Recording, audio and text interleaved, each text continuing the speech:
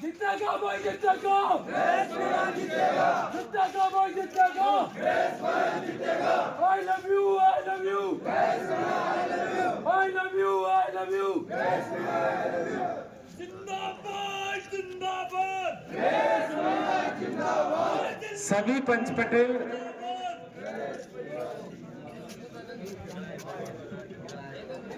नरेश भाई साहब जिंदाबाद, नरेश भाई साहब जिंदाबाद, नरेश भाई साहब जिंदाबाद। अरे देखो कौन है, शेर आया, देखो कौन है, शेर आया, देखो कौन है, शेर आया।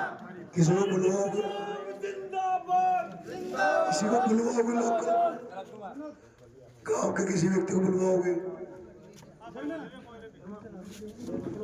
सुरेली ग्राम के कोई भी युवा साथी हो या कोई पंच पटेल हो, गांव की कोई समस्या हो, ऐसी चीजें हो, आप मंच पे आके बता सकते हो, भाई साहब से साझा कर सकते हो आप।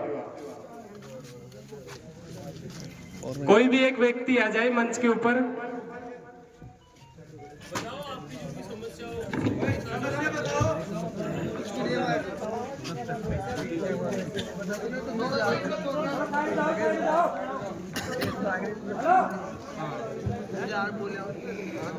बोला खाटू श्याम जी की, बोला खाटू नरेश की, बोला तेजाजी महाराज की, बोला देवनाथ भगवान की, बोला गोविंद देव जी की।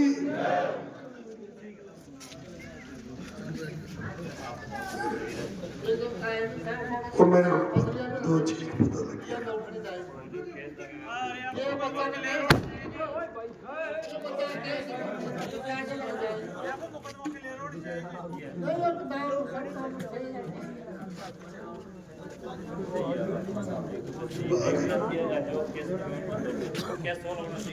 राम राम साहब, मैं 25 तारीख को नॉमिनेशन भरने के बाद प्रचार के लिए जितने भी गांव में गया हूँ, सब गांव में कोई न कोई समस्या खड़ी है। कई जगह बड़ी समस्या, कई जगह छोटी समस्या। कुछ समस्या तो ऐसी है जो हर जगह ही व्यापक है, जो है भ्रष्टाचार।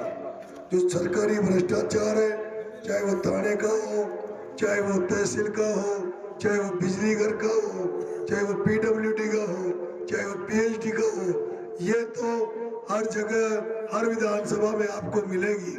लेकिन यहाँ इस विधानसभा में मैंने कुछ ऐसी शिकायतें सामने आई है, ऐसी समस्याएं सामने आई है। जैसे मैं कल जिस एरिया में मैं कल घूम रहा था, यहाँ बिसलपुर की डैम है, यहाँ पे बनास नदी बहती है और उस बनास नदी का पानी जयपुर तक जाता है, अजमेर तक जाता है, दूदू जाता है, दौसा जा रहा है और देवली उनियारा में सैकड़ों गांव ऐसे हैं जहाँ शुद्ध पानी पीने का नहीं है।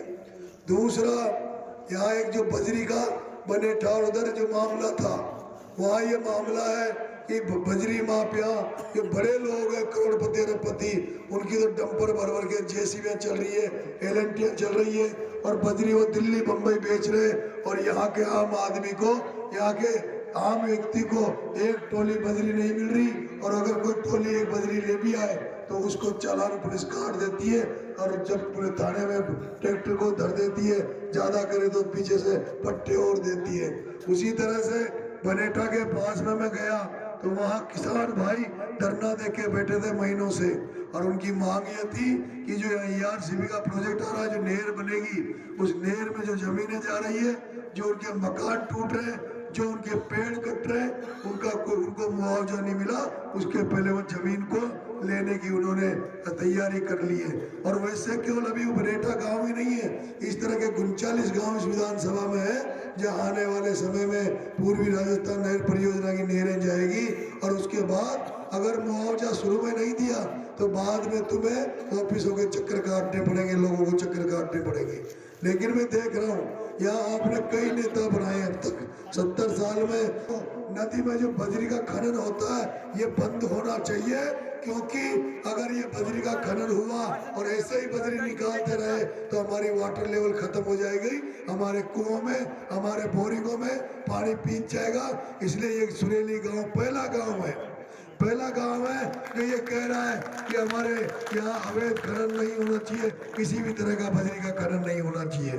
दूसरी, सुरेली गांव के जो युवा साथी लोग कह रहे थे यहाँ एक इसी बजरी के मामले में कुछ लड़कों पे मुकदमा लगा है, कुछ मुकदमा, सरकारी मुकदमा लगा है। यहाँ के लोगों ने हरीश मीणा के पास कई बार चक्कर काटे, कई बार उनको कहने के बावजूद भी उस मुकदमे का कोई हल नहीं निकला, कोई निवारण नहीं निकला।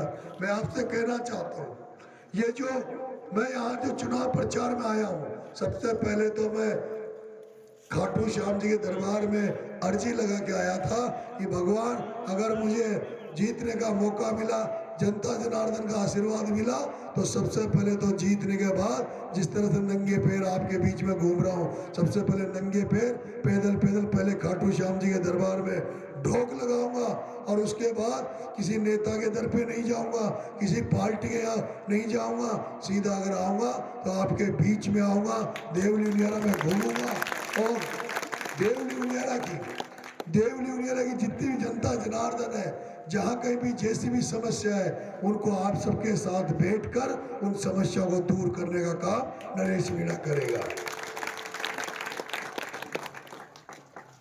जनता से बड़ा कोई नहीं है, जनता से बड़ा कोई नहीं है। अगर जनता ठान ले, जनता इकट्ठी हो जाए, लामबंद हो जाए, तो जनता कुछ भी कर सकती है। जब महात्मा गांधी ने अहिंसा के मार्ग पे चलते हुए देश को आजाद करा दिया, अभी आपने एक उदाहरण राजस्थान में देखा होगा, किस तरह से कर्नल किरोड़ी लाल जी भेसला साहब ने अपने समाज को अधिकार दिलाने के लिए, एमबीसी वर्ग को अधिकार दिलाने के लिए किस तरह से आंदोलन किया, वर्ष लग गए, लेकिन सरकारों को झुकना पड़ा, सरकारों को बात माननी पड़ी। अगर कोई नेता तुम्हारे साथ आकर तुम सबकी समस्या को लेकर तुम लोगों को इकट्ठा करके अगर एसडीएम के यहाँ बैठ जाए, उस बनास नदी में बैठ जाए, बजरी जहाँ खुद रही है उन डंपर जेसीबीओं के सामने बैठ जाए, और वो भी कोई पदाधिकारी हो, कोई राजनीति में होता हो, तो किसी एसडीएम की तो क्या कलेक्टर की औकात नहीं है, मुख्यमंत्री की औकात नहीं है जो वो उसको छेड़ दे। और ये दम आप में है, आपके इस बेटे में।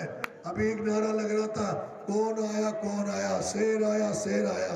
मैं अभी थोड़ी देर पहले एक मीटिंग मैंने ली थी, उसमें कहा था ये नारा मत लगाओ, हो सकता है इस नारे से लोग चिढ़ जाए, लोग बुरा मान जाए। देखो ये तो अभी शेर बन रहे हैं, बाद में पता नहीं बब्बर बनेंगे, क्या बनेंगे। मैंने कहा अभी चुनाव तक तो गाय बन जाओ, गो माता बन जाओ, माता नीचे कर लो और सबसे वोट मांगो।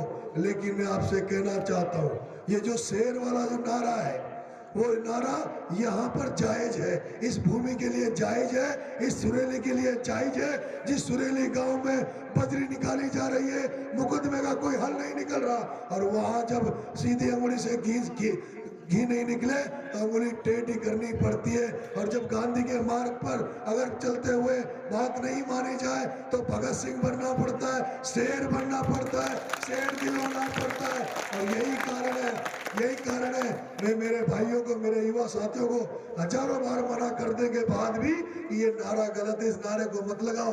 लेकिन जिस तरह से उन्होंने मेरे कार्य करने का तरीका देखा है, उन्होंने देखा है किस तरह से नरेश मीणा ने 12 में एक प्रमोद जैन भाया जो पीडब्ल्यूडी का बहुत बड़ा मंत्री था, खान मंत्री, उसके डंपर को पकड़ाने के लिए मात्र 10 आदमियों के साथ 12 के कवाई के थाने में घुस गया, कवाई के थाने में धरना दिया, उसका डंपर पकड़ाया, उसकी बजरी पकड़ाई।